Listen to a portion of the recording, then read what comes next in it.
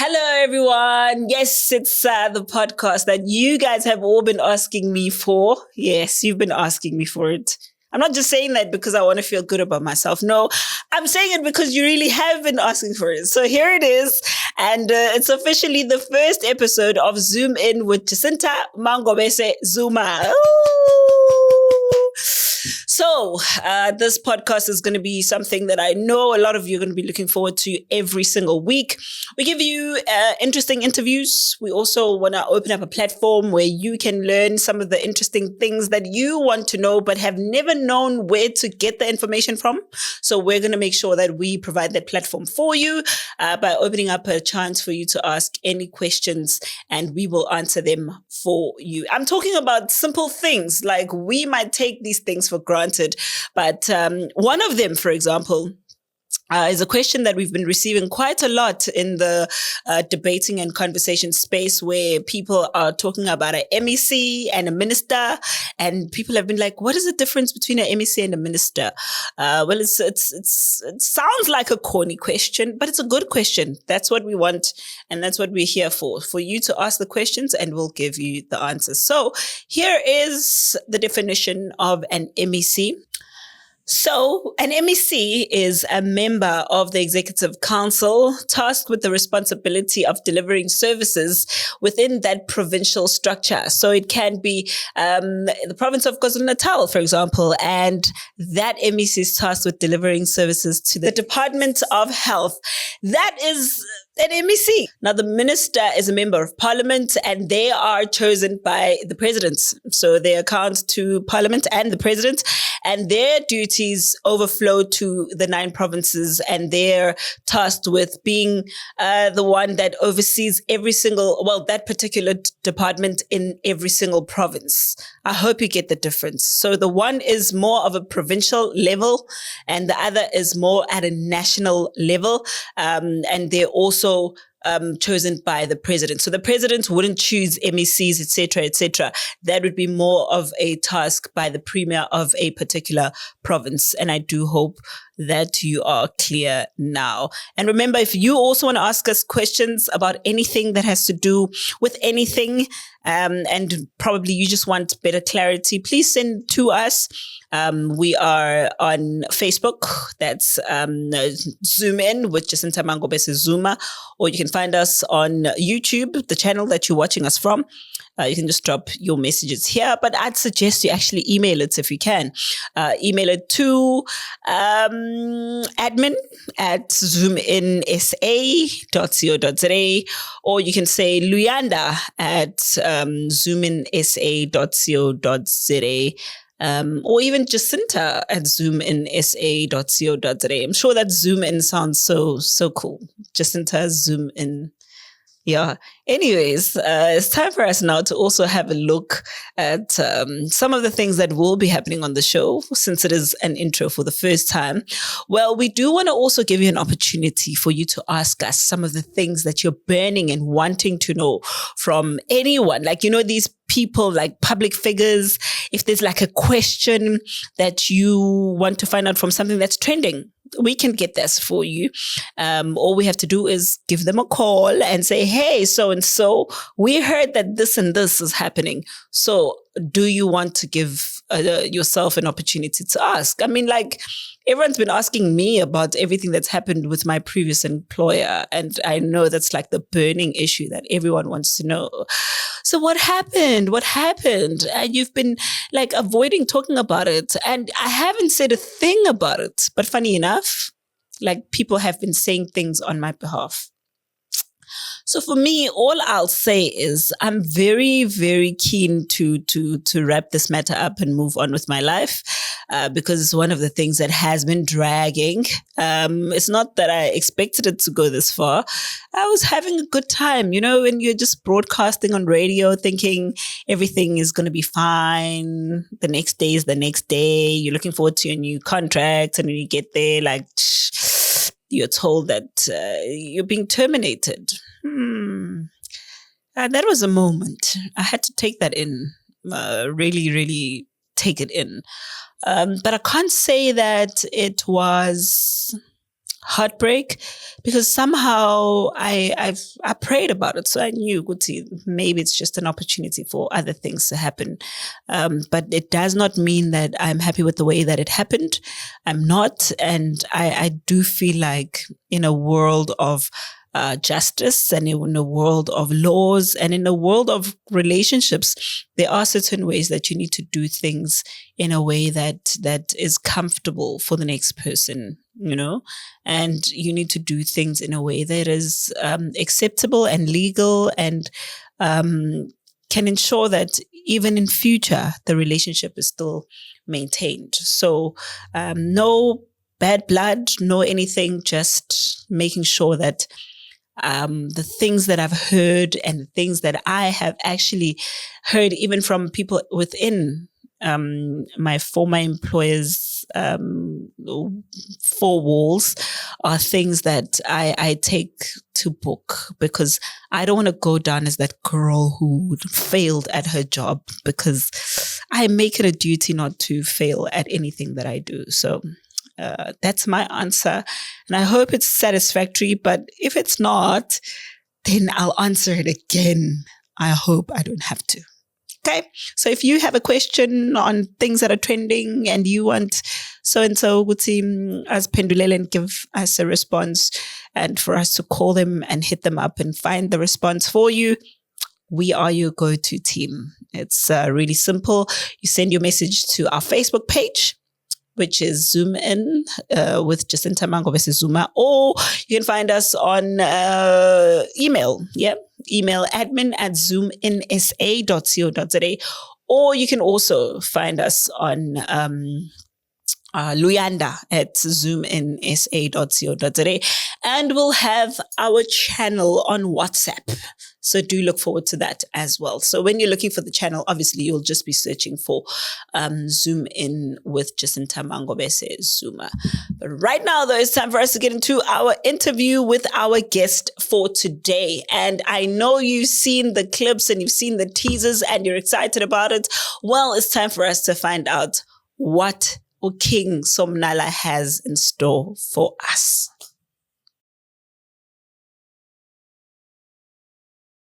Welcome back, guys. Thank you so much for tuning into this awesome podcast. I know you're absolutely enjoying it and you're about to enjoy it even more. Why? Because I'm introducing to you our very first guest for the Zoom In with myself. And who do we have? Well, today's guest is not short of controversy.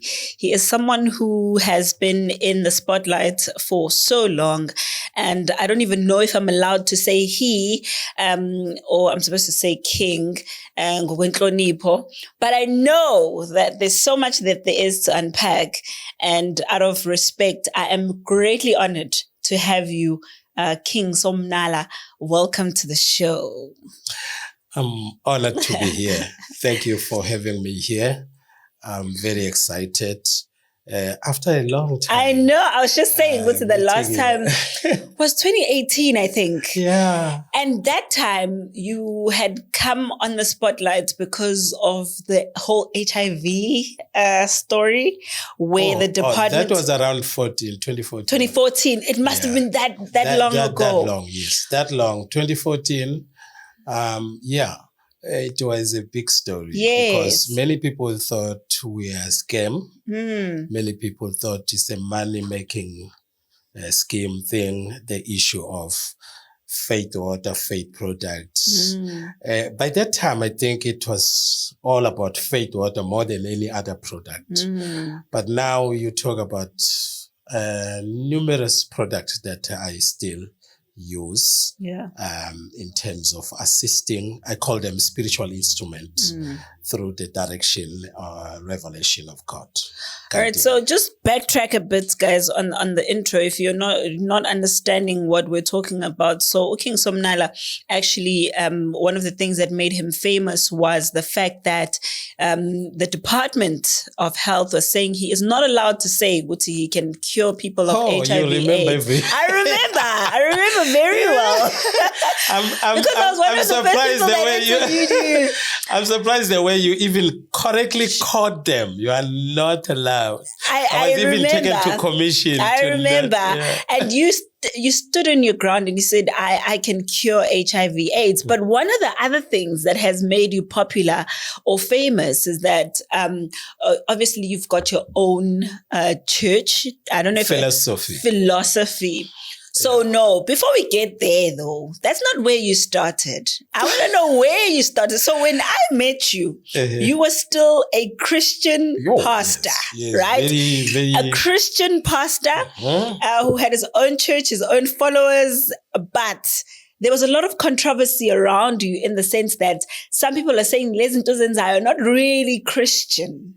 Oh, yes. Right? Yes. And what were some of those things that made people believe, this is borderline not Christianity?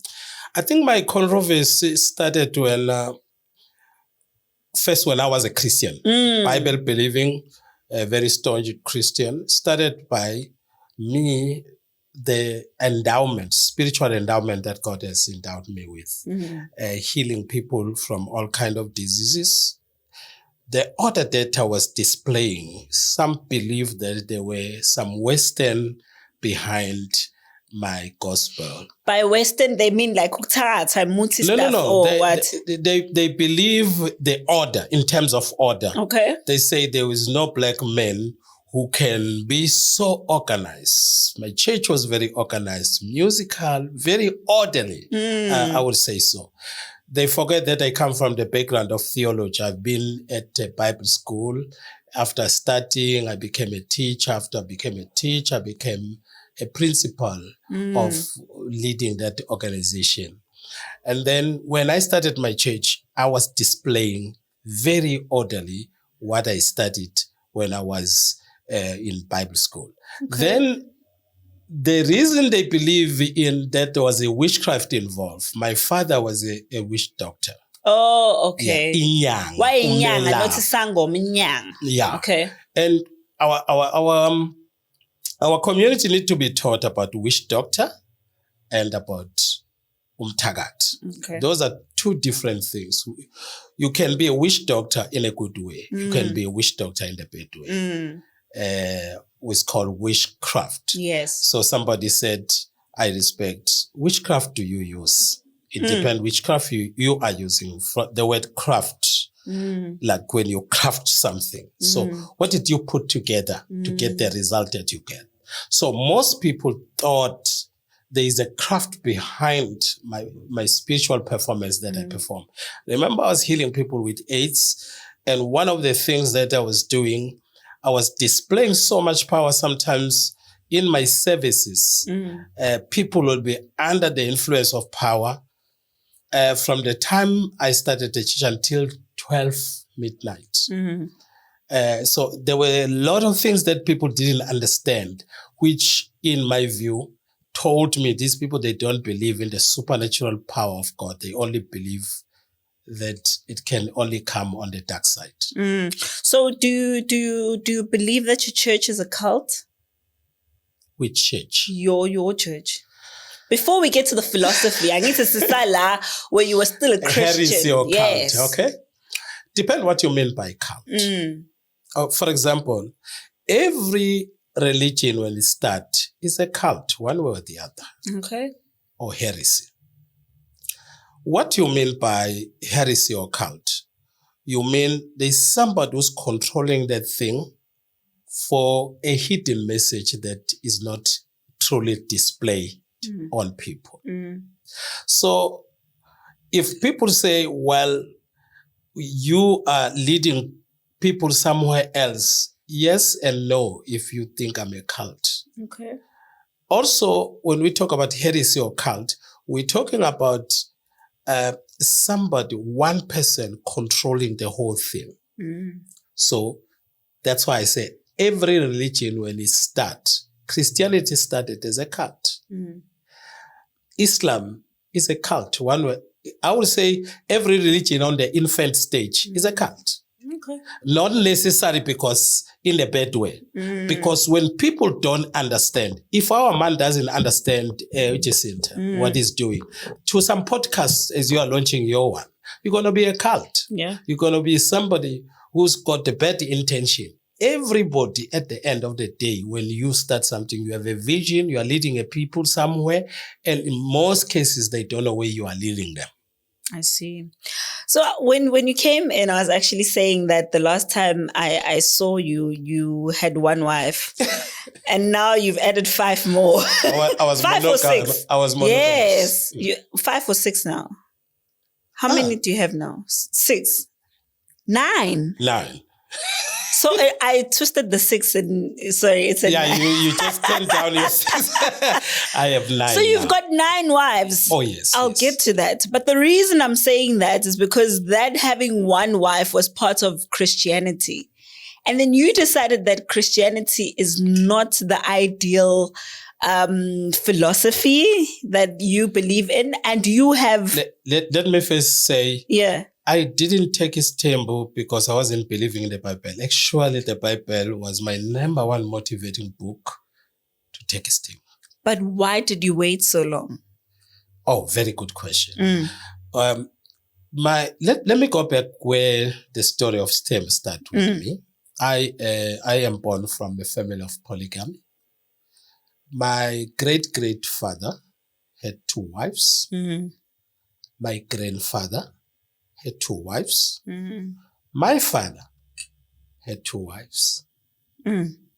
So when I was born, there is this belief, or should I say, a revelation that a special child will be born, which was me. And when I was born, there were physical things in my body, such as a star. A star? Yeah, on my back. That's what they say. Really? Is it like a birthmark or actual like... I don't know. Oh, okay. I don't know. But how do I come to this one? Okay. I was walking on the road and somebody prophesied me. He says, you are a special child. You never work. You have a special gift. The person says, I see people all around the world coming to you to see you. And then you are helping them. And then he says, this person says, if you don't believe me, go and ask your mother at home. Then I asked my mother confirmed that. One day I was sharing in the radio about this story. A woman who prophesied heard me. He came to my church and testified about it. That was me. Because I didn't know a woman. I saw it for the first time. And then later we had another woman who was a friend of my mom who came and testified. I'm talking about things that are on record. Who came and testify how was I born and what was in my body. Then my father, knowing who I am before I was born, so there was, my mother gave birth to 8 children. Out of these, 7 of them, he naturally gave birth at home. He never went to the hospital. I'm the only one. Oh, my mother, when he had to go to the hospital to give birth me. Now, the point I'm making, just before I got born on earth, already they knew me through, remember those days, they were very spiritual. Yeah. There was no Christian churches like we have today. But you will go to somebody who is a seer, will tell you the future of your children, your child, and sometimes even the sex of your child. If it's a boy, it's a girl, will tell you. That's what happened in my story. And then after that, my father also started to treat me in some cases differently. Okay. One day when I was 13 years around there, he called me. He said, out of my sons, you should not marry one woman. Okay. Ask me what I thought about that. What did you think? I thought this old man is crazy. I will never do that. Because you were Christian at the Originally, time. I wanted to have one wife, 2 kids, boy and a girl. Okay. Full stop. I didn't want a lot of kids because we grow up about 11 of us. And I felt some of the poverty that we were facing is because we were so many. My father couldn't afford us. So I wanted to have little children. So is this happening when your father said this? Are you Christian? No. You're just I'm believing you. My father was a traditionalist. Okay. Remember, he's a Nyanga. Okay. My mother also we Nyanga isintu. Kaya we grew up in isintu. Sikaba, sisebenzisa umuti. But to be honest with you, although this thing was practiced in my home, was never my favorite. I didn't like them. See. One of the relief that I got when I came out home, coming to Durban, I'm no longer living under my parents' everyday guidance. So I was happy that I'm not going to now use muti and all those stuff and so on. So I was so happy. Finally, I thought I'm relieved from it. So I didn't like that. Then when I was in Durban, then I became a Christian, to cut a long story short. When I became a Christian, also, my vision was still, if I close my eyes, I will see myself with a nice suit, black suit, sitting right at the back, going only front when I go to give my offering and sit down. Remember, in my home, no one who's a Christian. Christianity is another thing in my home. So, to the point that I'm the first one to be a pastor, to be a Christian in my home, to read the Bible. Interesting. So, when I became a Christian, then I was comfortable. Then I found Christianity teaching these monogamous marriages. So then I said, this is the right place for me. So I was preaching against polygamy. Yes. Then the problem started when I was counseling people. I'll find a pastor who has pregnant a girl. I'll find a pastor who have so many girlfriends. Powerful pastor that you would never thought. If I say some of them, people will start insulting me. Don't say them, even though I do want to know who they are, but we'll save that for our little conversation. But the point is, then I started to visit what my father told me. Then I got married. When I got married, I wanted to live now and display love. And actually, I wanted to do something that my father, what my father didn't do to me, I wanted to do my kids to do to my wife. I wanted to treat a woman special. I would cook for this woman, but it didn't work out. And I found out later, not because a woman was bad, but it was not for me. Then after I divorced, I married the second wife. By the time I married the second wife, just before I divorced, my wife that I married, which she came as a visitor in my church. When she was singing there, this voice that spoke to me, remember when I became a Christian? I became a Christian by mistake in my view. There were voices that were speaking to me, revealing my calling. So because I was asking people, and then I found Christian who claimed to know God. So that's how I was taken to Christianity. Sure. Then that voice ceased to speak to me like it used to consistently talking to me.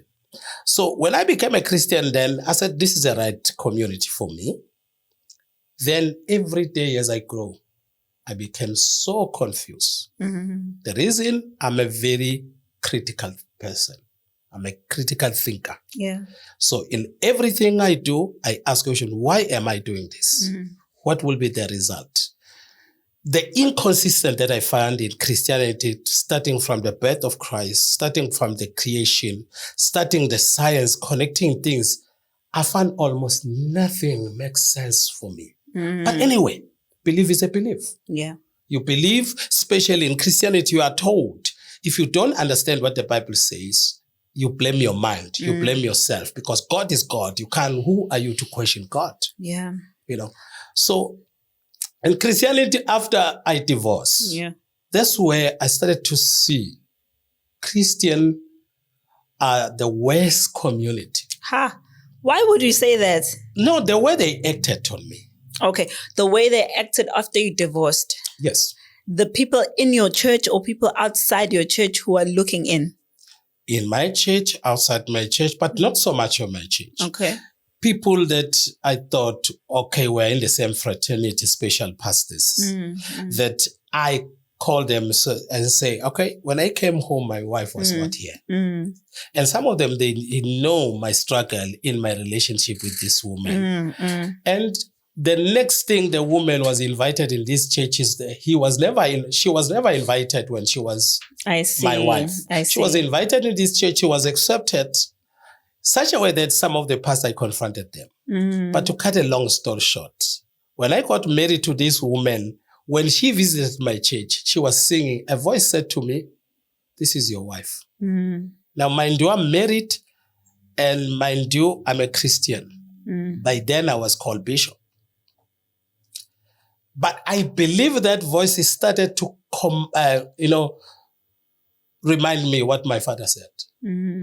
Never get one wife. He said, if you get one wife, you marry one woman, you will suffer for the rest of your life, which is so true even today. So when you took this wife, well, the one when you heard the voice, did you approach her while you were still married to be your second wife? We started dating when I was still married. So you were cheating on your wife? Hiding. Oh, cheating. Adultery like. Yeah. Was that the first time you cheated? According to Christian adultery. But not anymore. Manje, you just freely. I believe that woman was a woman I was directed to marry to. Even I'm still married to that woman. Okay. This is what I want to know. That you were saying that a lot of Christians are actually unfaithful to their wives. Oh, yes. And you were doing the same thing. Oh, yes. How are you doing it? Explain. And what is the motivation behind pastors and preachers and bishops having a side thing? Which is the reason why I took Istanbul when I was a Christian. I thought, when I see people cheating in church, men, sometimes I'll sit until 12 midnight counseling men and women. It's all about cheating. I began to ask myself this question. Are we fighting a losing battle? Are we not fighting a losing battle here? I found out. Then I had to go to the Bible. I was amazed how many people with polygamy. Almost all the heroes of the Bible had polygamy in their life. I look at in the New Testament, if a man wants to be a bishop, he must be a husband, but of one wife. Where was a need of, if you want to be, where was a need of qualifying you to be a bishop if you want to be a bishop? Now notice that a bishop who desire to be a bishop and a bishop who is called are two different entities. I see. Because the other one he desired, the other one he's called, whatever stage. This one is going to be, of course, qualified because it's going to be more you coming forth, you wanting to function as a leader. But a divine calling is not controlled whether you are married to how many wives. The anointing is not determined by that. So I began to realize that, no, in the Bible, Abraham had more than one wife. David, more than one wife. Solomon, Gideon, you name it. These people had more than one wife. In some case, David, God said to him when he committed adultery with Bathsheba, if you wanted more wife, I gave you women as your wife in Jerusalem. I gave you even the wives of your king Saul. He said, if you wanted some more, you should have come to me. I was going to give you than you sleeping with somebody's wife. But can I just find out, you said that you figured out along the way that the Bible is a scam, and you realized... That is 2007 yes. when... No, not 2007 exactly. But in 2000, that's where I got a revelation. I got my win. I thought I should believe God in my own way. The way he came to me when I was a boy. He will reveal himself. He will talk to me. I wanted to go back to that thing when I sleeping and see God. And I felt now I need to be honest with myself. Yes. But now my thing is, if you're saying the Bible is a scam, why are you referencing polygamy to the Bible? Okay. Remember from where I'm talking now and where I was. I'm talking from where I was. At the time. At the time. I see. At that time, remember, I was a theologian. Okay. With doctorate and degrees on the Bible. So now everything had to reason according to the Bible. Why it took me so long, according to your question, I had to, this woman who is Unkosikazi Wamamdala, I had to first to explain to and make sure that I don't lose her because I couldn't imagine myself losing her from where we come from, the things we went through.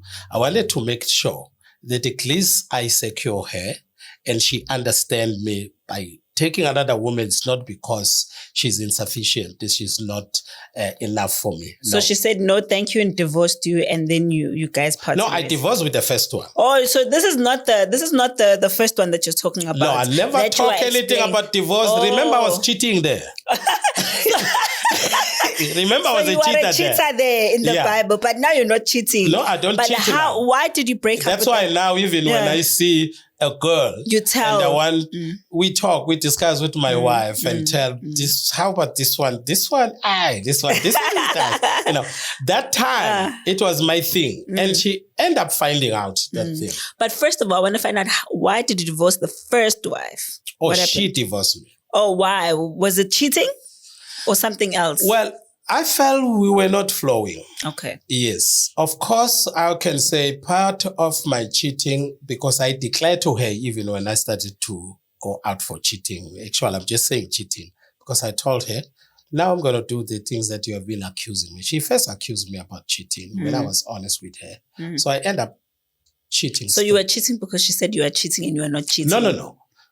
I wanted to cheat. Okay. As a man, no man who doesn't want to cheat, or no man who will love only one woman. That's move away religion, move away indoctrination or Eurocentric gospel. No man can love one woman. It's impossible. It's impossible. That's a whole reason. That we're sitting there like, you know, so this is the conversation that you're saying all women must have. There's a difference between love for me and love commitment. Okay. Man, well, if a man is alone to you, he's a man.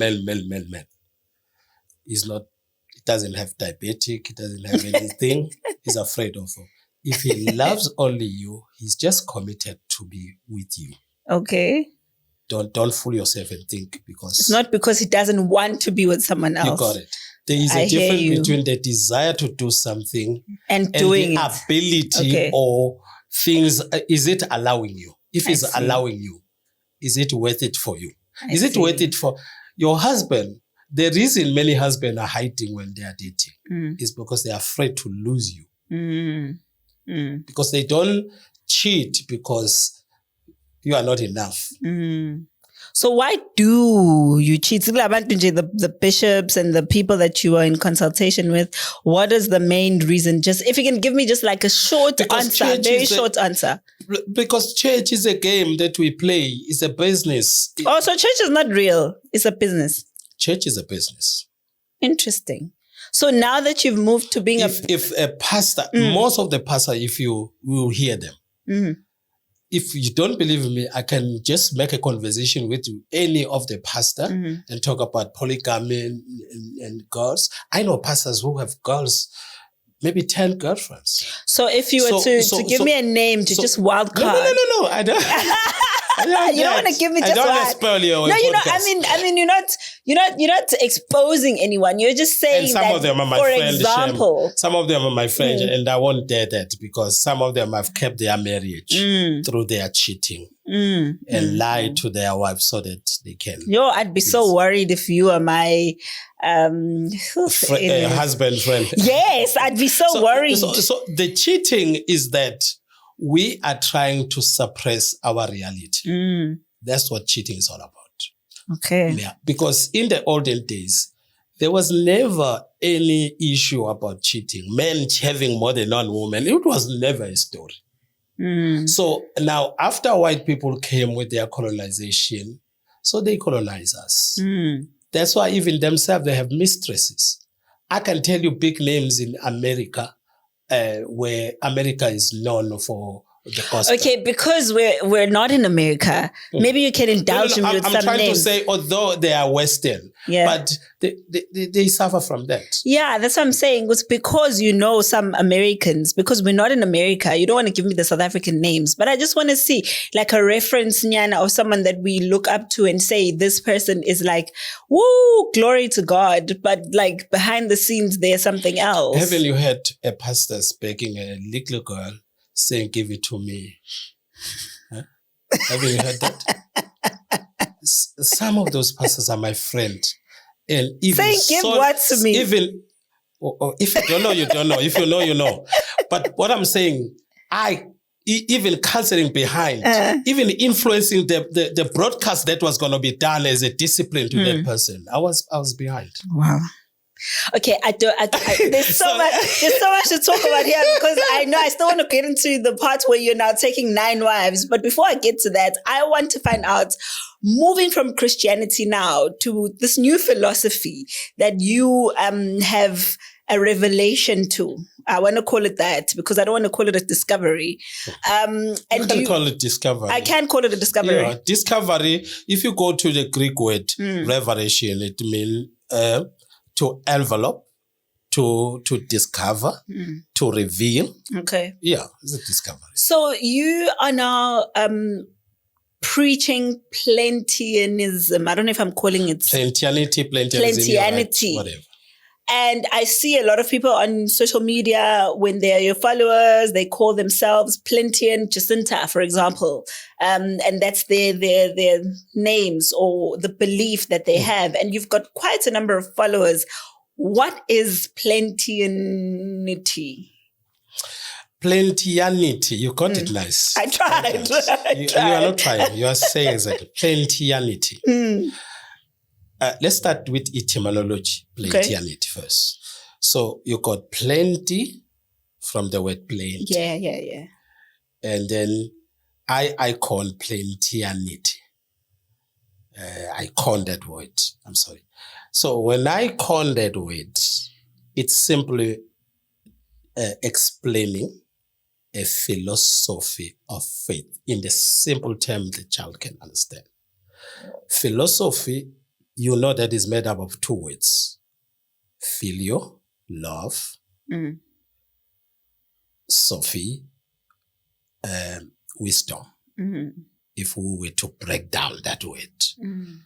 But in philosophy, it means a love of a thought. So you said it, the thought, you build your concept, your ideology, your way of thinking on the particular subject. This is what I think of.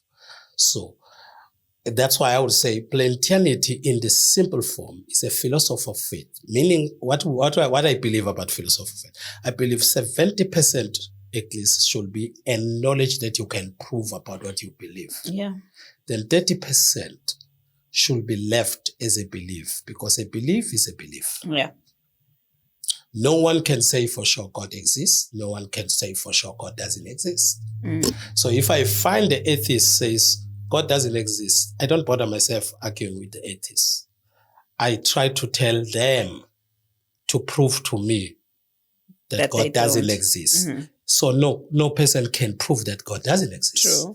If you can't prove God doesn't exist, and you say God exists, you are the one who must prove. In other words, the job of proving what you are claiming lies on you, not on me. Yeah, true. Me, I'm a Plentian. If you like, you will say I'm a Plentism or Plentianist, whereby I believe in God in a different style. If you say God is sitting on the throne, I would say, oh.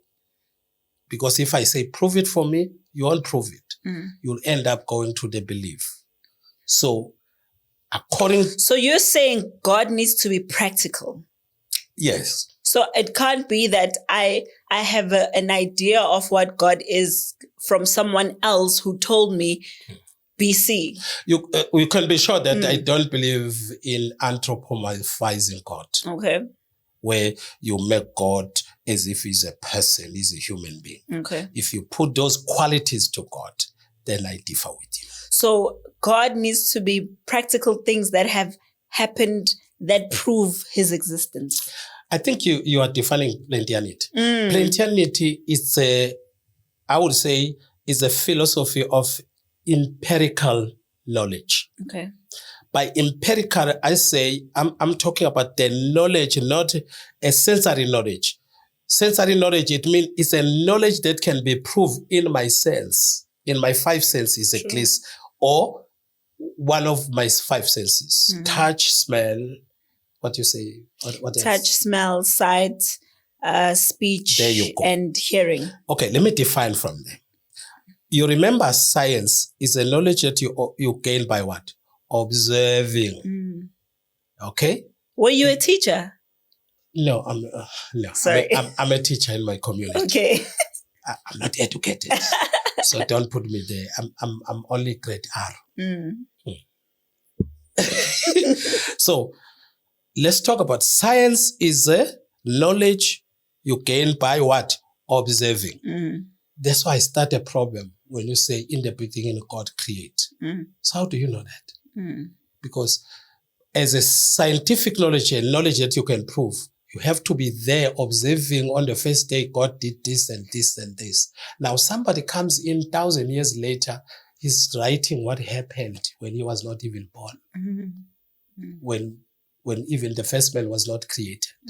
So that for me, it falls away from knowledge, observing. So let's go to what I call empirical knowledge. Empirical knowledge, it means I have observed that when people shaking faith water with AIDS and they drink it, they get healed.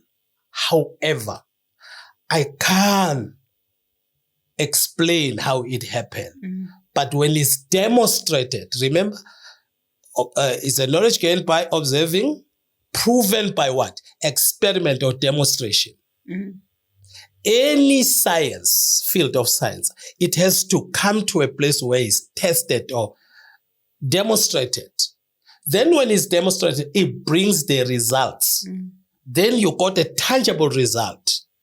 For example, the people who discover things, they were criticized until they demonstrated what they discovered. You got it. They demonstrated. So if you are going to tell me faith water doesn't heal, remember that I didn't say water, I say faith water doesn't heal people. So it's the faith that heals you, not the water. I don't know. Okay. But I know that you can be healed. Because I've observed people who practice that, getting results from AIDS, from all kind of problem, or everything branded my name. So I call it empirical knowledge. So is that not an illusion that's created? I'll tell you why I asked that.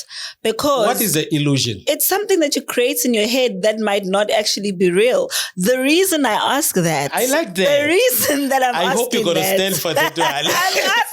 I like illusion. Yes. No, the reason I'm asking, let me tell you what I'm asking. What that? For Christianity is an illusion. I look at Christianity as an illusion. I look at abantu abakhonza inkonzo yamadlozi as an illusion. I-reality, mina ngithi, masikhuluma nge-reality, sikhuluma about the original information that is through your experience, practicing it, observing it, and it brings result for you. It can be an illusion to you, but to me, it's not an illusion. But then that's why I'm saying. Imagine how is an illusion when somebody was on the wheelchair. But that's the same thing that pastors in Christianity do. Because remember you said that every religion is a heresy. It's a business.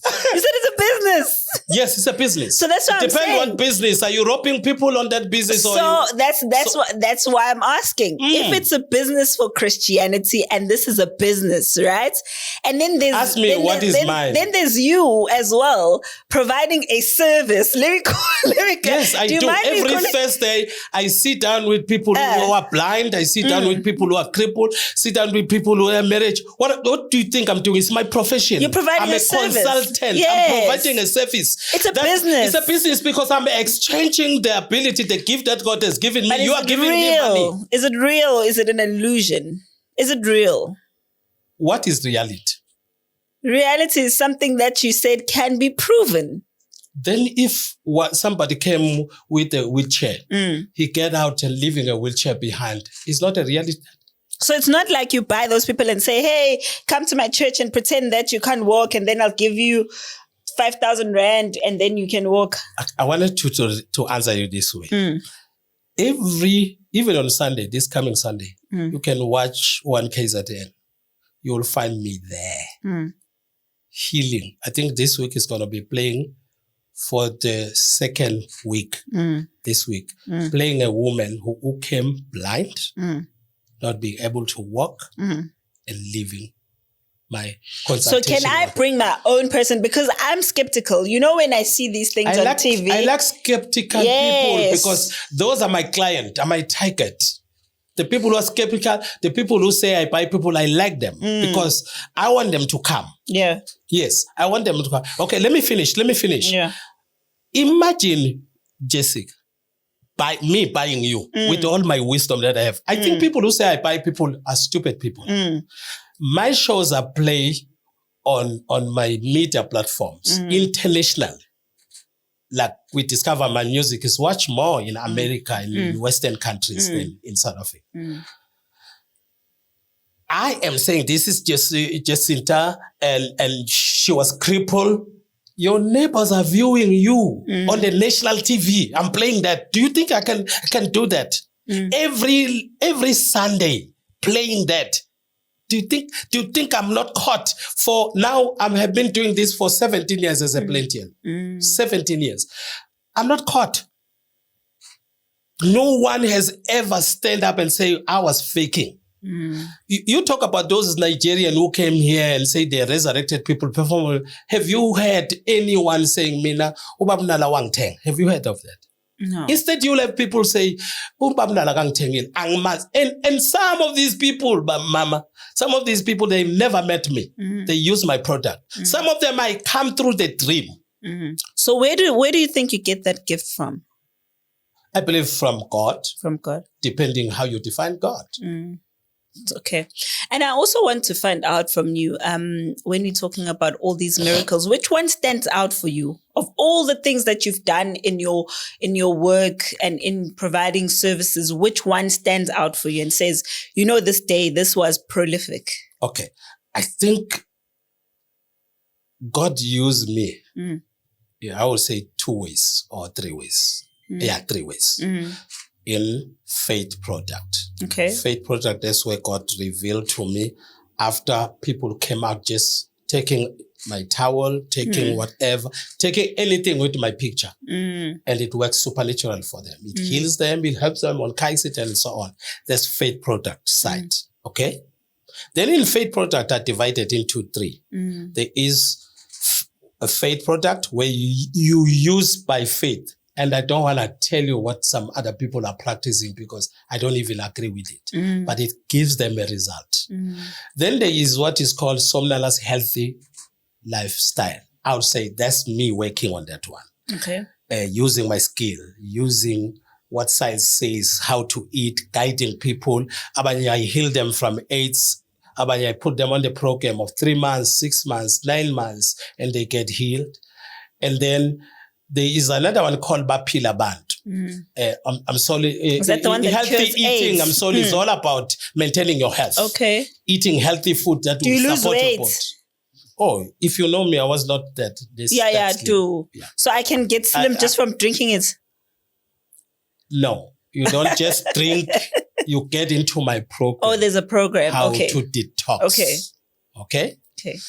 Then when somebody comes say he's diabetic to me, I would say, okay, how long have you been using pills and all that? To say 4 or 5 years, then first I start with detoxing you. Because abantu baguliswa ilama pills asebewadla yonke leminyaka. Yes. Fine, ngiqale ngudetox eqala. Yeah. The second thing that I do, I don't say stop taking doctors. That's a foolish thing they said about me on the HIV issue. I see. Yes. As I say, continue taking doctors, but I will detox them because lamaphilisi waphuza namhlanje acima inhlungu. But njengoba lokhu aphuza adaka imizwa acima inhlungu, agqilaza izinso zakho, so gcina usunezinso, ugcina amehlo akho awasaboni, usuba nesilonda, sezi-poisonous, umzimba wakho usugcwele poison. So I detox you first, cleanse your body. Yabo? I see. Before I start treating you. I detox you, then I put you on what is called somnolence healthy eating, which I tell you what to eat. Like, I don't eat putu, I don't eat rice, I don't drink all this physic drink. I eat very healthy. As somebody specialized on cooking for me, one of my wife. Okay. So what does the program? Is it normal health, like healthy lifestyle, or is it the water? As you call somnolence healthy. Is it the water that or it's just the lifestyle? No. Okay. It ranges how to eat. Okay. You know, people eat healthy food, but they don't know how to eat. I see. Some people, you see them eating with water and juice. He's putting food on the mouth and he's drinking at the same time. No. I see. So I start teaching you. How many hours should be in between your meals.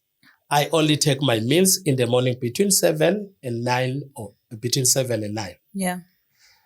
My next meal will be around 4. That's the last meal until the following day. I see. So I give a space to my body to digest food. That's what I believe. And then the last part of it is where I heal people now, using science now. Okay. What I know, uma ngabe uphethwe ingculaza, I treat you now. Remember, there is faith product where it's not my knowledge. It's a gift where I just heal people. It's a miracle gift. You say, which one stand out for me? Remember me, I'm used by God. Then I also, on Thursday and weekend, I get booked. For example, Thursday. When is Thursday? Yeah. One day from now.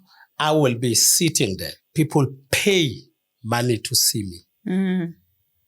So what does seeing you do? Does it like... A consultation. Oh, I see. But then there's another thing that I've seen. I don't charge you for healing you. You charge me for coming into... I charge you for consultation. I see. For my time. Okay. I would say, 1,000 for coming and see me. So it's 1,000. That's the standard amount. Yeah. Okay. And there's this thing that for seeing me face to face. Oh, okay. Before you do anything. So when you do, it's free. Okay. What do I do? Somebody who has come to my consult. Let's say you. Yes. You have come to me. We sit like this, like I'm sitting with you. Yes. You tell me, hey, we are so I apply my skill of solving that problem. Or we say, I ask you question, I get from you, and I tell you. So you're sort of. I don't know if it's the right word because more to go to the profit. Okay. As I grow in consultation, I less prophesy. I see. Some of them I don't prophesy them. Mayifike thu nombhulelo uvuvale inyawo ngimbona ukuthi uyakholelwa ukuthi ubhuleliwe mangithi ngiyamchazela kezo ngishaya ngathi ngiyamprofita anti ngiyazi. Oh, I see. Angithi uma usudla amaphilisi maybe for 4 or 5 years. Yeah. Usuqala ukuba nezinto engathi ziyashisa inyawo uma uvuka ekseni ngizombuza leyo mbuzo ngithi wena uma uvuka ekseni inyawo ziyashisa. Oh yes baba, how do you know? Mina ngiyazi ukuthi lokho kwenziwa yini. It's a knowledge, it's a proven knowledge of the science. I'm not prophesying. Yeah. Okay, but one thing that I want to then when I finish at the end, that's what you see on the social. You know what you see on the social media? When I'm done, then I stand up and say, now I'm doing something else. Now I'm praying for you. Yes. I'm laying my hands. I'm using faith products to heal you now. Before we get there, I want to get to the part where people, because I even saw the lady who was bringing you into for your lips. Oh, that's my wife. That's your wife. Like number 7, Lord. Number 7. You know them by number, anyways. No, I haven't. So why do people have to lay themselves down? Because there was an incident where people were lying on the floor, like when you were going to walk. When you walk on top of people. So is that a thing with you, Noma? Why must people why must they indlala themselves? My shoes. Do you see my shoes are beautiful? I see. Why will I stop walking with my shoes? I don't know. On the floor and walk upon. Imagine that. But why do they crawl then when you come in? I think I'll call them and ask them. Oh, it's them that do that. You don't ask for that. How I wish I was successful to stop them doing that. I believe it's natural for us when we go to somebody we consider great. Yeah. We submit, we kneel down as African without being colonized. I never stood in the presence of my father. I will bow down or kneel down or somehow do some body prostrate that shows their respect. So I personally don't see. I remember the other TV people were going with me. I came out to buy on the street. Yeah. Just came out to buy on one of the table or Mama Labate's side. And there was a riot there or chaos. And people, some of them were kneeling down, calling me. You see, I don't believe in Jesus. But some of them, they said, I've seen Jesus. Yeah. People react when they see us. It's a natural instinct. They react according to how they view us. So you can't control how people view you. But mina ngonanga kakhulu, right? Yeah. Why? That's what I'm checking. You are responding. I'm checking. Maybe next time when I come in, you'll bow down. Who knows? And you'll walk on me, yo. No. I'll never walk on people. I think the story you're referring, I think I was entering in my shop. Yes, I remember that.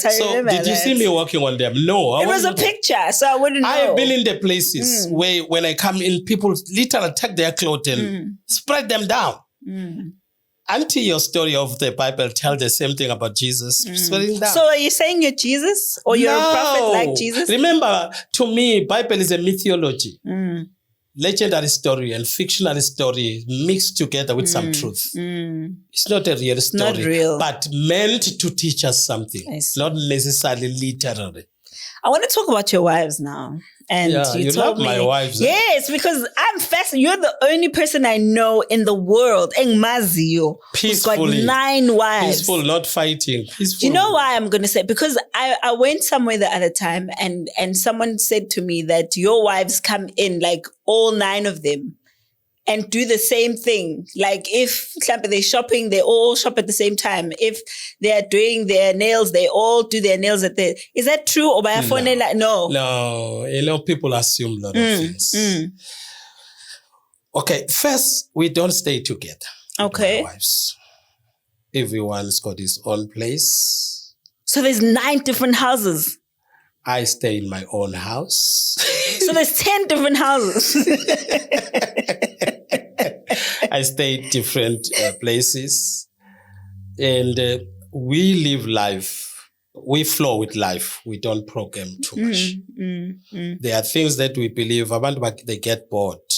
We don't do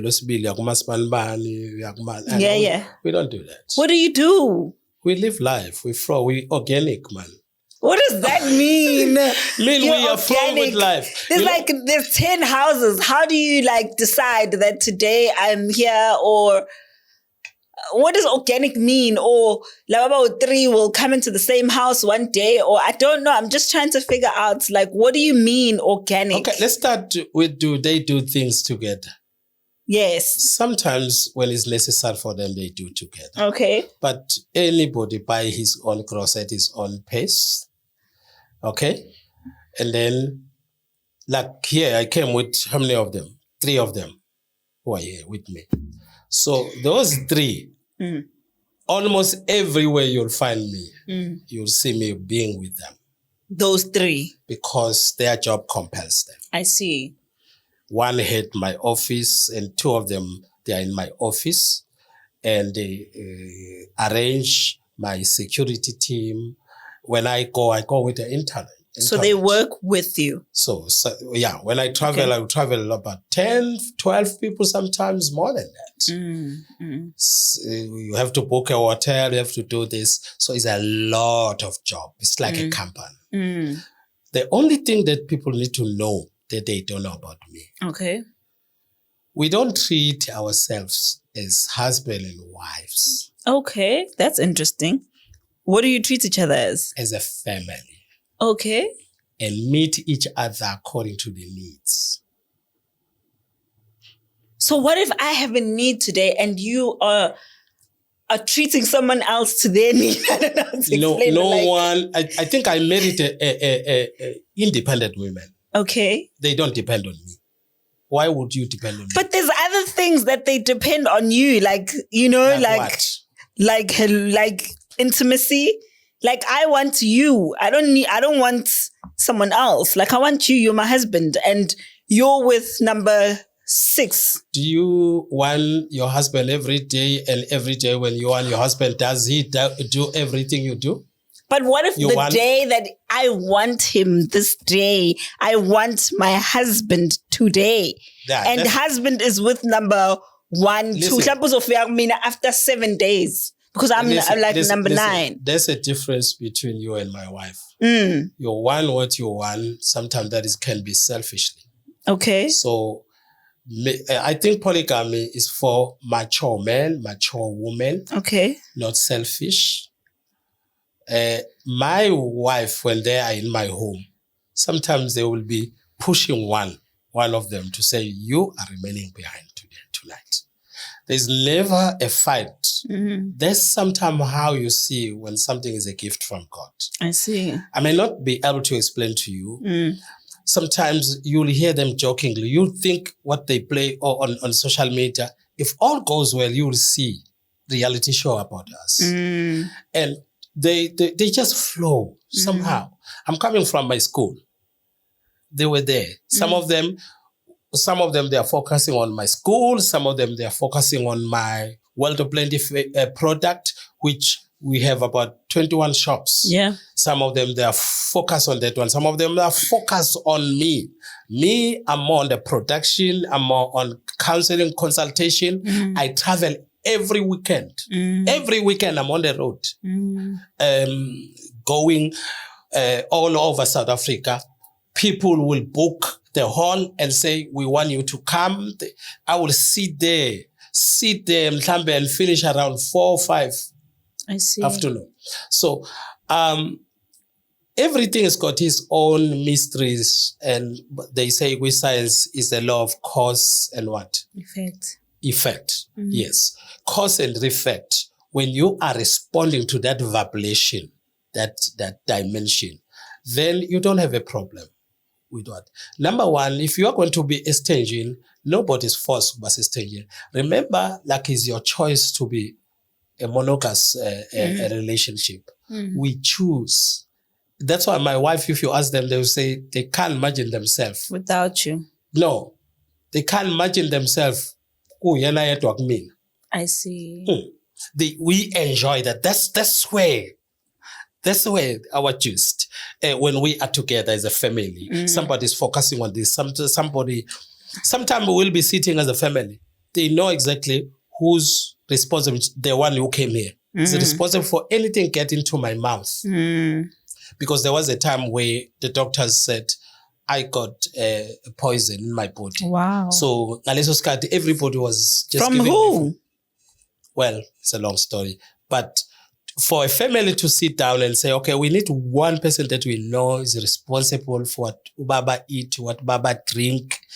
When I go, she knows the water that I will drink, the juice that I drink, the food that I eat. Even if I go, people are being cooked there. You can't just say, okay, there is an order in the family. Yeah. So, and then another part that I didn't mention, we are a board for our business. We're running about 7 businesses. I see. We are a board. Some are board of directors are directing this business. Some are directing this business. I direct none of them. So what's the difference between polygamy, the Plentian way and polygamy the cultural way? What's the difference? Like, I know a big difference, because in the cultural way, you have certain numbers. Number 1 is more powerful. Number 2 is less powerful. Number 3 is more powerful. You go on with numbers. Okay. You know exactly which one should bring an heir. Now with Plentianity, because we believe in God of plenty, number 1, our children, we believe they are a gift. God has entrusted them with us. They came for the purpose. We are just steward. Hence, you can't say because you brought this baby on earth through your womb, you say, this is my baby. We all take it. If you find us together and maybe there's 1, 2 children, you will live there not knowing who's the mother in terms of a biological mother, because we are all parents. So there's a difference. Our children, we treat them in the tradition. The children, they believe that they come from their great father, their ancestors. In the Christian way also, they believe it's from their God. So that's a difference. For example, we don't celebrate a birthday. We call it a purpose day. Okay. Yeah, this month. And how do you celebrate on a purpose Thursday day? will be your purpose day. My purpose day. Ha ha ha. Boop, boop, boop, boop, boop, so what we focus on the purpose day, we focus on like my talk. The whole night I will be with people who believe in me. So I think the theme is purpose, success-driven life. So we're talking about my story of success. What have I achieved? The things that I've done following my purpose. Yeah. So when you're, I don't know how old you're turning. How old are you turning? 63. So you'll say I'm 63 actually already. Oh, okay. So you say happy 63rd purpose day. Is that how? No. Don't say it. No, we just celebrate God's purpose for my life. Because for me to heal people on the dream, it's not my doing. It's God's purpose that He's using me this way. I see. For example, today my school is high school. Mina, I'm grade 1. For we standard ngafunda first year A, E, O, U. So I've developed myself. I've gone against all what people think to make sure that God's purpose, what was in my heart, and believe what is printed in my heart, the desires, the thought, the persistent thought that always come to me, the things that I imagine, I bring them into reality. You know, so I believe that is worthy to be celebrated in my life. But what my problem with happy birthday, somebody, if you look at his life, this person, he just exists. It's not alive. So that's why you need to have a purpose to celebrate. Yes. Okay. Purpose make you satisfied. Purpose give you direction. Purpose control you. Purpose tell you who to meet, which podcast I should go, which podcast I should not go. We thank God for letting you come here. Yes. Because, wow. It's a purpose. It's a purpose. It's a wonderful. And the first one for that matter. So that's a very big purpose. Maybe it means it's going to fly in terms of views. Oh, yes. Definitely. Definitely. Oh, yes. But before you go, how many children do you have? Do you know? 20-something. I'm dead. Are you saying something because you don't know the actual number, or you're saying 20-something because you don't want to elaborate? As a man, I know that I have many children. They are more than 20. But you don't know how many. I don't know what standard are they doing. And that is enough for me. And their names? I know. Don't start. You know... So you just to see them when they come and you're like, come children, come. I know them. Some of them were graduating today. I took pictures with them. One thing, we have a very strong bond with my kids. I don't spend a lot of time with them. But you know all their names and their I know their birthdays names. And yes, I know. Do you celebrate personal time with? Some of them, I remember their birthdays. Some of them, especially those who are a little bit old, I remember their birthday. The new one, they came when I was very busy. So this is But like, interestingly, I'm busy making a lot of them now when I'm old. So this is your normal like wife conversation. Baba oh, congratulations. Like how does it work? Let's talk about that. Yeah. Once a wife of mine is pregnant, so that's where we started a program now. Okay. There shouldn't be a week go by. There is a certain day where you must literally sleep with me, around with me. According to my philosophy, you influence a child. Once a child is 6 months in the mother's womb, he hears everything. How I touch the mama, how I compliment to mama, for the child to be sound. Oh, I see. Even you say I got one. He's 6, 7 months. Interesting. Yes, you can see if I come in. I don't care how many people. Well, no, not like she's always with me because I spend time when they were not only when he was 6 months. Once the woman is pregnant, a man must connect emotionally. The thought, the vibration that you bring around, the desires that you bring around. You start. I sometimes dream their names. You call them, call mama, usban banuyeza, and rub the stomach and talk. I know around 3. I normally wake up around 2, 3. You know, those are the times, my time where I meditate and write my thoughts and so on. That's where I bond with the unborn child of mine. I see. I bond with them to the point that when my child is born, knows my voice, even when I'm preaching in church, knows my voice. Even when I come around, just knows my voice. And my pictures are all over the Plentian community. Wow. Some of them, they play with my picture to the point that they will cry seeing my picture not responding. Thinking Baba. Yes, some of them, they will play my videos. They will go online, they will go on TV and so on. I think what people make mistake as a father, I don't believe a father should spend a quantity time with his kids. A father must have a gap between him and his children, but spend a quality time. Okay. Yeah. Another good thing is that they all go to my school. So you've got a school that you built? Private school. Oh, interesting. It's called World of Plenty Academy. So it's a recognized school. You get a proper qualification. Yes, okay. Yes. Is it IB qualification? Yes. Okay. It's recognized, but it's an international school. I see. But that is another day. For example, if I travel with one of my child and he'll be writing exam tomorrow, he can travel with me. He can't stop. If I go to America, I can find a school that recognize my school. Right. Yes. Okay. And some of the kids can be visiting and go to our school and start maybe that 2 weeks or 3 weeks. We negotiate how we're gonna. I see. It's here in KZN? Yeah, in KZN. Really? In Durban. Ooh, I'd love to see. But the focus of the school was me because I thought now after discovering the World of Plenty, I didn't want my children, because I was taking them to the Christian school. I didn't want to be indoctrinated with Easter egg, Christmas fable. So wait. When you say that the focus is you, what does that mean? Like the subject that they learn, they pray to you. What happens at the school? At the school, we believe in God of Plenty. So are there pictures of you in classes? Is there a prayer they say for you? They study about me. They learn about my life. And that's part of a subject in school? Yes. Oh, interesting. Yes. And they get marks and it's also on the report. Yes, it's a different school, like I say. I don't know, one day we'll talk about it. Okay. But I don't want to focus on it. But as I'm saying, my first son, who was the reason I started my private school, he's doing matric this year in my school.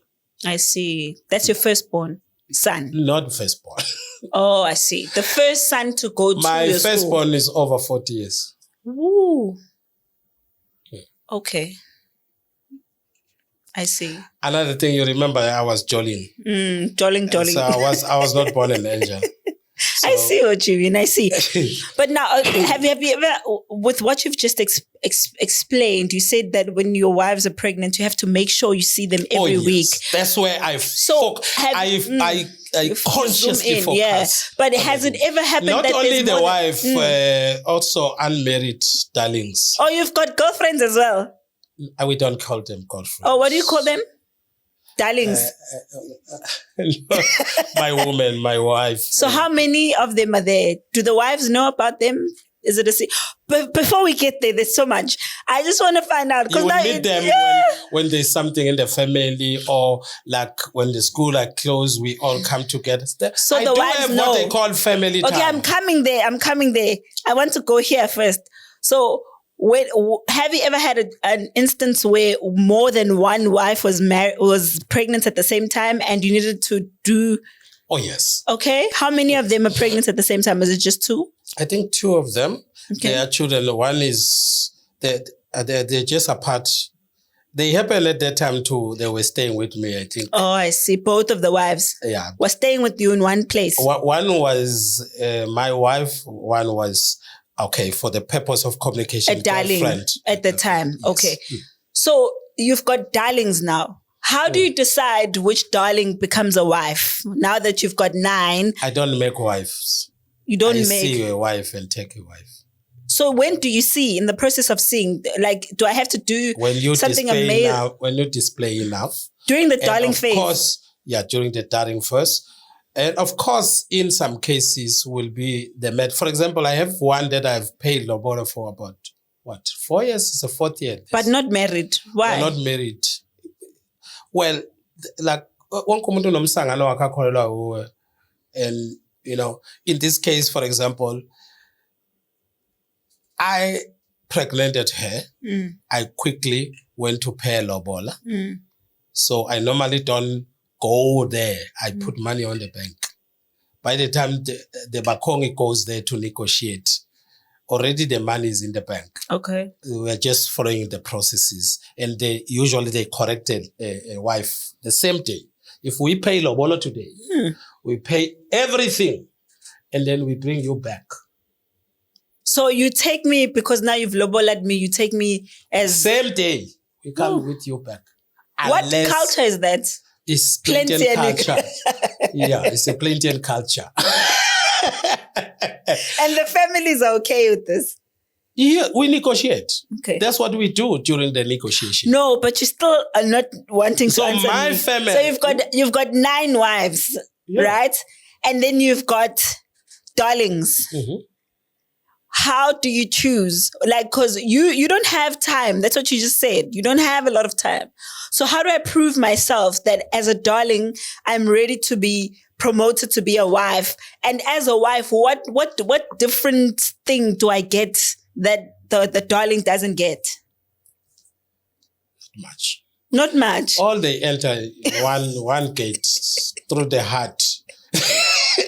The only different one is declare officially a wife, because I'm talking about the people who stays in their own house with my kids. Some of them have aunties, like the wife will have aunties. So the darling doesn't have privileges like cars and houses and coming to the family gathering.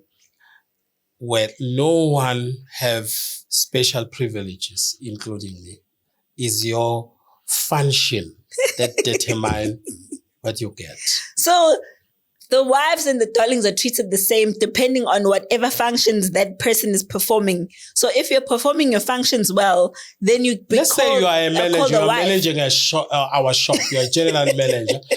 You need a car do we have to wait so that you become... Remember, I said to you, we are a family, we are business-minded. Some of these things, we do it for you.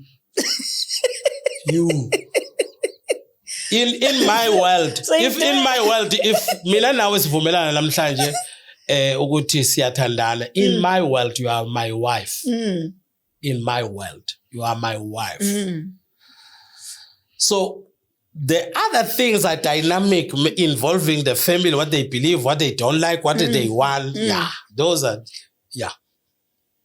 So do you have white weddings with your wives? Do you go and sign? I'm not How is a white. person, Why would I have a white wedding? So how is a person your wife? How do they become a wife? Because you've lobolat? I don't believe in the mass big crowd in a wedding. So what do you do to make someone your wife? Okay. I don't make wives. Okay. What does a person... Yeah, to officiate. Yes. Yeah. Okay. So you officiate, someone officiates for you. Okay, let me explain that. Okay. Men don't make wives. Okay. They look for the wife. Yes. Your family, your life makes you a wife. Okay. So when I see a wife, then I take a wife. When I take a wife, there is a time where we want to officiate. Then your family and my family. I don't remember having something like more than 200 people. Sometimes it's 50, 60, 80, 100. So it's a ceremony. I'm not comfortable because for me, marriage is very personal. It's a home, it's a family. I don't even like friends. I don't have friends who are speaking in our occasion. And it's normally done at home, not even in our church. I see. Remember, I'm a big shot, if you want to put it that way. I can fly with a plane. I can do it in the stadium. I can do it in the big, massive. Yes. When I go out and meet a big crowd, it will be because I'm ministering to them. When my baby comes straight from the hospital, we bring her home. Even if it's our children at school, we stop them. Remember, it's our school. We said, okay, bring all the kids. They come and welcome. We call welcome home. We welcome this child at home. All my families, even if you are working, you'll close the shop. We're coming. There's a time we dedicate that child to the God of Plenty and say, thank you, God of Plenty. We pray and for bringing us a safety child and so on and so on. We do our pledges how we're going to raise this child. That's our culture. And when the child is born, will be Shalom Dumolenkosi Kasomnala. That will be a nice blanket. If that blanket is not fixed, we will not do that. That's our culture. I see. Okay, because I'm running out of time. I want to find out. So, your wives, do you think you've ever broken their hearts? Like, have you ever hurt them? Or do you not consider how they feel? Do you ever sit and talk to them about how they're feeling? Like, are they comfortable? Are they happy? I think the day I suspect somebody is not comfortable, anytime I sit down with the person and say, are you okay? Like any other family, whether they are two or they are three or they are one or is one wife, there will always be issues that we need to sit down and say, okay, I think I'm not okay with this. Let's fix this, how we fix it. And remember another thing that people doesn't know. What's the difference between Isithembu Sami nesabanye? Wena unomfundisi esontweni ozongena futhi ashaya umthetho la ekhaya eBhayibheli elikutshela ukuthi kuphilwa kanjani. Mina kwami akukho lokho. I'm a Bible, I'm a constitution, and not only when you are married to me, even in my church. When I come in my church, I'm recognized as a king. So everybody who's married to me, believe me, he's first a Plentian. And Plentian has so much that there's nothing he doesn't agree with me. It's just like those who believe in Jesus. Jesus is marrying you now. What else? Whatever he tells you, you follow. It goes. So your feelings don't matter anymore. Feelings what? What feelings? Whatever feelings. Unhappiness, happiness. Feelings is a healing. Feeling is an unhappiness that can happen to me, that can happen to you as a wife. So we sort that like any other issues. I see. And you mentioned something quickly that I want to tap into. You said that there's a Bible in your church. Which Bible do you use? No, we don't have a Bible. You don't have a Bible. We keep the Bible out. Oh, you just in your preach. Yeah. Or you've got your own Bible. No. I've got my own philosophy. Oh. Is it in a book like that you I'm working on the book. There was a book which I was still fully detoxed from Christianity. So I don't recommend it. Actually, I wrote 3 books before I became a Plentian. The one was about music. As you know, I love music. The second one was about wealth of plenty. I was trying to drill but at the same time, I was trying to pick up the shadows in the Bible that seems to agree with what I'm saying. So in other words, my Plentianity was not yet standing on its own, on the backbone. I see. Then there is another one, talk about 3 days, 3 nights. I was trying to solve the problem of Jesus dying on Friday, resurrecting on Sunday, which is supposed to be in the tomb 3 days and 3 nights. So I did a very good job on that one. And many Christians recommend it and still recommend it today. If someone wants to really know when Jesus died according to the Bible. Remember, it's not that I believe in the Bible, but biblically speaking, when I say biblically speaking, I'm saying according to study of the Bible. Okay. Then when I started now, Plentianity, so I had to develop my own philosophy. Okay. Which the first one was, what is Plentianity? So I have to, as I have defined to you, Plentianity is a philosophy of life or ideology that believe there's no shortage. Yeah. There's an abundance. Yes. Poverty is not the absence of money, but poverty is the absence of an idea. And then also there is a difference between riches and wealth. You can be wealthy but not rich. You can be rich, not wealthy. I'm so glad you said that, because that is where I was going to, just in wrapping up our conversation. I wanted to find out, what is your relationship like with money? I believe there is nothing. Money is not what you think is. Money is an illusion. We're back to the illusion now. Yeah, that our mind has made it a reality. Reality is what you accept as your reality, according to what brings you result. Yeah. Because it's an illusion. Because what is money? Yeah. Money is not a paper you are holding. I see. You know that. Yeah. It's a value. Now, instead of placing that value on gold and mine, that's why we are called third world. Yeah. We're the richest country. But we're called richest because we use money. We monetize everything. True. So money is an illusion that created special Western country who are poor. Their country are not rich, are not wealthy. Because we have gold, we have diamond, we got coals, we got all these riches, minerals. But we're still poor because it's an illusion. Because these people, you remember South Africa used to be big in terms of currency. Because at that time, it was not determined by those people who say we are what stage, we are what stage.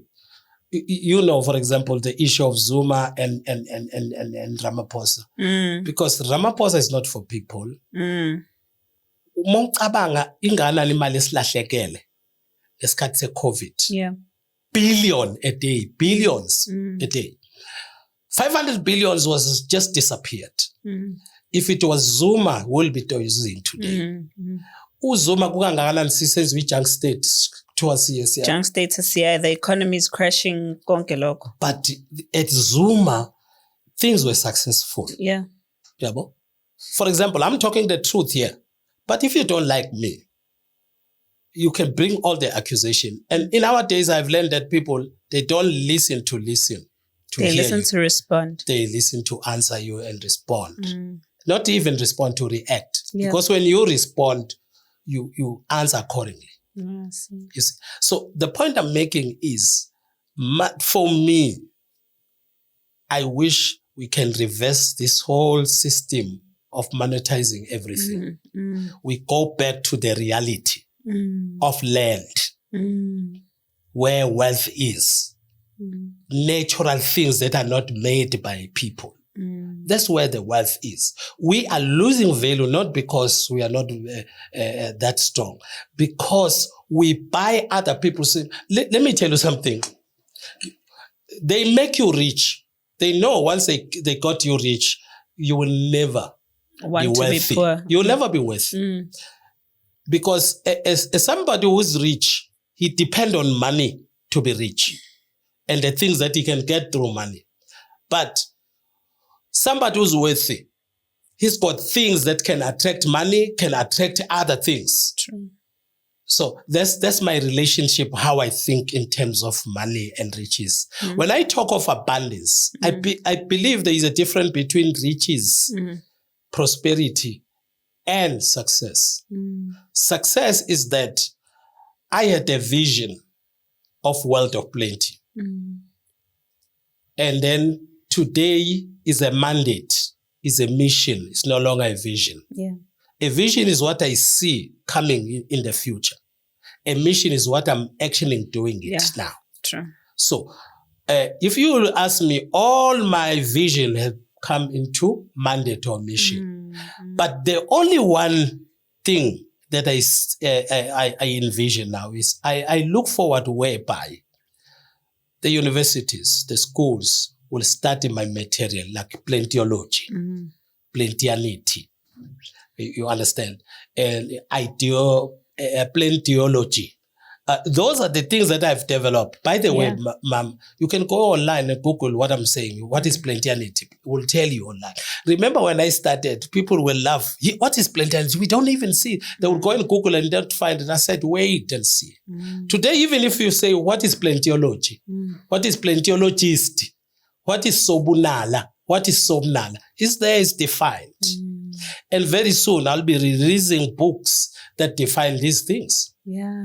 Well, I'm sad because there's so much that we can still talk about, because I know you've provided me with things that are just mind-blowing that I didn't even know exist in this world. But before I let you go, I just want to find out, like, in your heart of heart, what is the most difficult thing you've ever had to go through in your life? Oh, number one, is discovering the beliefs my parents raised me, except values, believes that there's God up in the sky, there's Abo Baba Mkulu are ready to push me if I don't do this. When I found out this thing is not true. When I found out how this thing of Jesus is a made-up story, this thing of the Bible, I used to think the Bible was written maybe 6,000 years ago. Then I found out the Bible was written around 100 AD. So everybody who's telling the story is standing here, going back to the history, trying to connect things so that they can fit his theology or his intention that he wanted. And when I discovered that Abelungu, Bible, it was not written for African to be oppressed with. They were oppressing each other. In the end, Christianity made success because the kingdom of Rome was conquering all the kingdoms or empire. Then it came to us. The whole purpose was to have us as subjects of Rome. You see that? That was a depressing. Remember, I'm very, very strong in what I believe. I talk, I'm very vocal.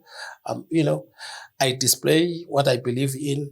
I felt so embarrassed I've taught people. I normally stand in my church. If you think you are a fool about doing anything genuinely, look at me, what I was believing. Imagine me believing there was a snake that spoke to Eve. Imagine me, you believe. But when somebody say that, they say, you say we are cool when we are poop. Imagine me with all the glasses that I'm wearing, looking so sophisticated, believing that the snake that spoke to Eve is Satan, and that snake lied when it was the God of that Bible who was lying. Because the snake, it says when you eat, God say in verse 17, on the day you eat, you will die. On that day you have eaten, you will die. Okay? Then the snake says, did God say, don't touch? He said, the woman said, yeah, I said, don't touch it. He said, no, you won't die. God knows the day you eat, you will be like him. You will know what is good, what is bad. Then the woman started to eat. The same verse says their eyes were open. Like the snake said, your eyes will be open. You will know what is good. Say they knew what is good, what is bad. Mm-hmm. Then God, when he came later, he passed a judgment, which is a very unfair judgment. And all of us were called sinners just because of what Adam did. But when Jesus came and did and overcome the sin, we never inherit that. But that one is hereditary when it comes to sin. So now when he comes back, he judged the animal, he judged all of us. Now we will work harder and all that. And then he says, now Adam and Eve is like one of us. Same thing the snake said. Where is the verse that says in Genesis, this is what Satan? It's a snake. Now, when I trace and do a research of that snake, you know Clapper's snake? There's a snake of healing. There's a snake of wisdom. There's a snake of evil. Even the issue of Moses raising a stick in the wilderness, those who look upon this snake, their problem were solved. It's an old mythology. I think it's a Greek mythology. Yeah. You look at the I was embarrassed when I started the Epic of Gilgamesh. I was truly embarrassed that how can I reverse? In fact, I'm on a mission to withdraw all my material stuff that I was preaching on my YouTube, because I've been preaching. You study that thing. You can't but realize that I'm being fooled here. Yeah. How does the sheep that can accommodate, if I counted them, you're looking at about 300 people who can feed there. How do you put the whole world in that thing? They are pooing here. How did you collect them, all of them here, for 120 days, sitting with them? And some of them, they eat each other here. What's that? And then I found out this is a story of Epic of Gilgamesh. All right. It's been wonderful having you here. I could spend 2-3 days listening to your philosophies because I find them so interesting and so different and so refreshing. But more than anything, I just want to give you this opportunity to send a message to people who are your followers, people who have listened to your word either before or now. But more than anything, I'd also like for you just to send a message to people who are your critics, people who don't believe in what you do, who are going to have a lot to say after watching this, and who are going to say you're being blasphemous and all of these things, and maybe just take this chance. Let me start with my critics. I love my critics. They make me wise. I'm honest. You know, the first thing that I do when I wake up, when I post something, when I explain something, when I perform a miracle, the first stop is a comment section and hear people how much they don't know about me, claiming that they know me. For example, when you say I bought somebody, internet, ask yourself why the neighbors who knows this person was never crippled never come out and say this person was. Then I found out they taught me that ayikho into eyenza abantu bakuthande noma ungenzane enhle noma injani until they decide noma baxakeke bakudinge kuyima recognize. People don't just recognize for who you are. They recognize according to how they view you, what they think. They are not telling my story, my critics. My critics, they are telling me what they think, how they view me. That's all. Yeah. To my followers, I would say, you must be grateful of those people who have been criticizing Plentianity, because it makes me sharp, it makes me to prune it, it makes me always be ready to answer them accordingly. I don't think I don't think so. So, 2, study. Don't just believe what I'm saying. I emphasize that this one in this day. I said, don't just take my word for it. Study. There's Google. There's books out there. Study the history. Study whatever you are doing. Don't just believe me. Follow me. I even say to people, you can't see me today and then you believe me today. take your time, analyze me, see me. What I'm saying, is it true? It's not about doing it for somebody. And I'm not in the business of convincing anybody to be a Plentian. That's why you'll never hear me saying, if you find me on the public, I'm talking about if you have a problem, you are sick, you have a problem, come. This is what I do. I do a prophetic consultation where people come and consult with me and help them to their problem. I don't even care. Listen, you remember I told you before we got on air that there is a Plentian, there is a Plentian. Yeah. In a Plentian is anyone who believes in my philosophy, who believe in the power of the world of plant, who have experienced it and see it. That's a Plentian. Some of them are Sangomans, some of them are born-again pastors, bishops, or Christians. Or some of them, they don't even go to church. They don't subscribe to any religion. Some of them are educated, some are non-educated.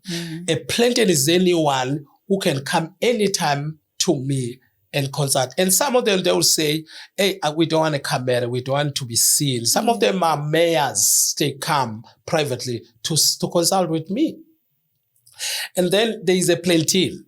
Then a Plentian is a one who says, okay, according to Plentianity, we believe there is a God, an unknown God. We don't know whether it's one entity or two entities. We don't believe is a human being. You don't believe he's sitting on the throne. We don't believe he's involved on day to day, on everyday things, the business that we do. We believe we have set up principles and ways of doing things, and they run like when you run a company, you are not always there. So if the certain department fail, you can't go and blame the owner of the business. He has set up a system and put people who are in charge on that one. So, for example, God has set a system of how we have reproduction. You know, so when you sleep with a woman that you don't intend to be your wife, that's you. Don't blame God. You will pregnant that woman because it's a principle. That's how God has set things to work. Lento yokuthi usinde kwi-car accident usuthi uNkulunkulu ungivikelile kusho laba abafeke kwi-car accident uNkulunkulu abavikelanga. What kind of God is that? So we bring God into human standard. He's way beyond. Nobody can understand him. So that's what I believe. I also believe there are beings now that can appear in shape, which I call deities, which also sometimes when we pray as a Plentian, we say God of plenty, we're talking about incomprehensible God. We're talking about unknowable God, the mystery one.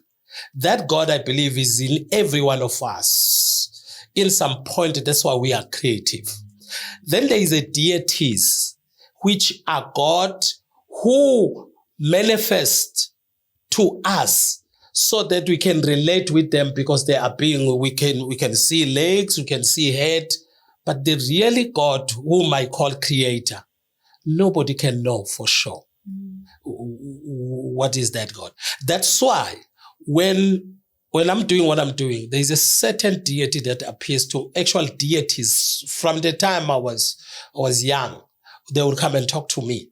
And when I practice that, it works for me. That's why I'm umuntu successful ebungomeni, I'm successful ebunyangeni. And remember, there will always be bad side and good side of anything.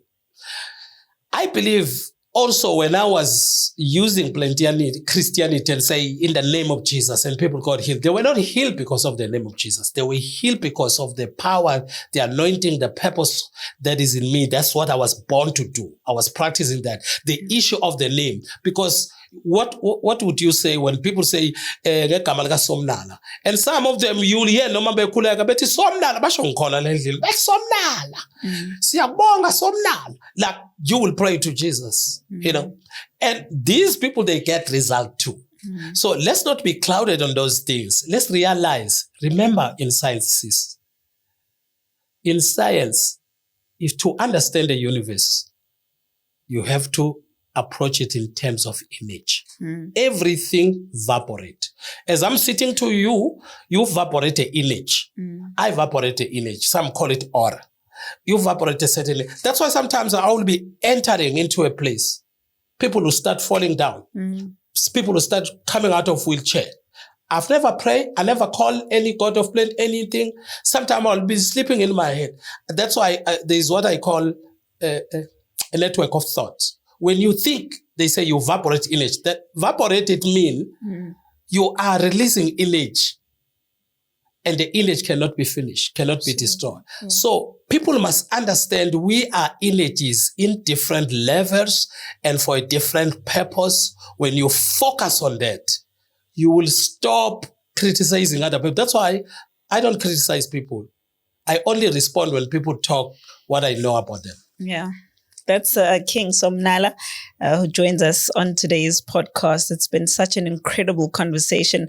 Really enjoyed it so much. And coming to mind now, the last time I spoke to you, you and Pastor Bus Dube are you guys cool now? Are you fine? I would say, I think a month later or some weeks. Yeah, you made peace. I went to his church. I invited him. There were some cameras there. I don't want to reveal that thing because it's on the process. You may see it being aired in some of the channels. But I went to confront him. Part of the thing that I confronted him, number one, was about divorce. As I was addressing him about when I divorced with my wife, he went to your church and you started to stop people from coming to my church and criticizing me. Why didn't you call me? And talk to me. If those things the woman is saying is true, why did I do the wrong that I've done to that woman? The second thing that then he apologized. I said, you acted what I didn't expect from you guys. Not only him, I mentioned certain names. Then the second issue was he said I am a scam in terms of World of Plant Fraud. I said now when I started this thing, I think is about 14 years old now, World of Plant Fake Product, if not more. I said when I started, when I was on media, you said when you ask I'm scamming is a money making scheme. So I wanted to find out. Now that thing, it was only sold in my church. Now it has shop almost in every city, in KZN in particular, and Eastern Cape. I'm saying to him, do you still view that? And why didn't you come on the issue of HIV and AIDS? In one service, I wanted to prove to them. I said, everyone who have been healed through faith water, stand up. Stood about 21 people. One service. I'm talking about something you can Google online and find it out. I said, I found out that he just decided to criticize me. He never done his homework about me. Then it was the issue of me proving how those people were healed. I said, what more proof when somebody went to the doctor and the doctor said HIV positive, abanye more than one. And then go back the same person to the doctor and the doctor says, you're negative. What more proof you want? What evidence? If you accepted the positive one, what stopped you to accept the negative one? Then I asked him, can you prove for me how Jesus raised Lazarus from the dead? Those healing that are claimed in the Bible, you are believing them. Because believing is believing. I call it believing is blindly accepting information without critical thinking sometimes. All right. Thank you so much. To answer your question again, he apologized on the issue of the wife. He apologized on the issue of calling me a scam. So because I told him that it's a character assassination. Sini rights, man. I don't know. Apologizing is another purpose. But I never have a problem with him because when we were talking, I even addressed him.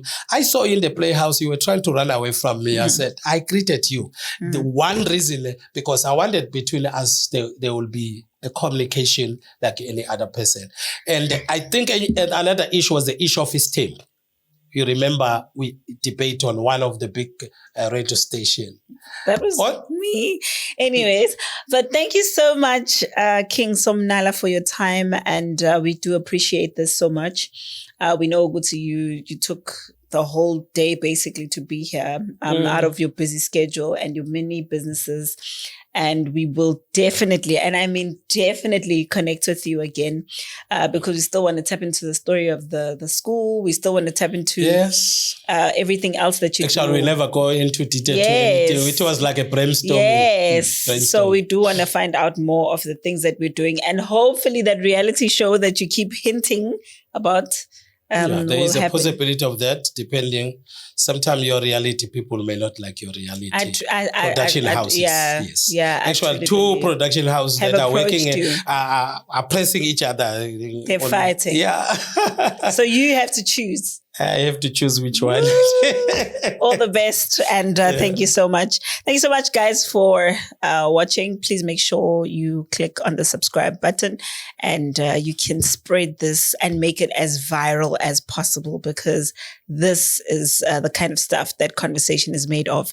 This is the kind of stuff that happens on this podcast. We find out, we discover, we talk about realities as well as illusions. It's not an illusion. It's actually real. So thank you so much for being a part of the show. We'll see you again for the next episode.